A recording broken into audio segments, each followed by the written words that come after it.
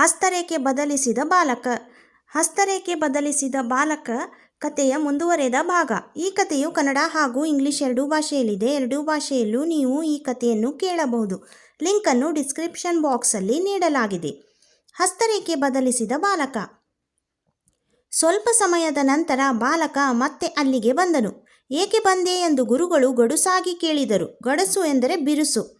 ಗುರುಗಳೇ, ವಿದ್ಯಾರೇಖೆ ಹೇಗಿರುತ್ತದೆ ಎಂದು ಬಾಲಕ ವಿನೀತನಾಗಿ, ವಿನೀತ ಅಂದರೆ ಸೌಜನ್ಯ, ವಿಧೇಯ, ಬಾಗಿದ, ವಿನೀತನಾಗಿ ಕೇಳಿದನು. ಗುರುಗಳು ಬಳಿಯಿದ್ದ ಒಬ್ಬ ಬಾಲಕನನ್ನು ಕರೆದರು. ಅವನ ಕೈ ಹಿಡಿದು, ಇಗೋ ನೋಡು, ಇದು ವಿದ್ಯಾರೇಖೆ. ಅದು ನಿನಗೆ ಇಲ್ಲ, ಹೋಗು ಎಂದರು. ಬಾಲಕ ನಿರಾಶನಾಗಿ ಹೊರಬಂದ. ಹಲವು ಬಾರಿ ಕೈ ನೋಡಿದ, ಯೋಚಿಸಿದ. ತಕ್ಷಣ ಬೆಣಚು ಕಲ್ಲು ಎಂದರೆ ಹೊಳಪುಳ್ಳ ಚೂಪಾದ ಕಲ್ಲು. ಗಟ್ಟಿಯಾಗಿ ವಿದ್ಯಾರೇಖೆಯನ್ನು ಕೈ ಮೇಲೆ ಕೊರೆದುಕೊಂಡನು. ಚರ್ಮ ಕಿತ್ತಿತು, ರಕ್ತ ಸುರಿಯಲು ಆರಂಭಿಸಿತು. ಆದರೂ ಭಯಪಡಲಿಲ್ಲ.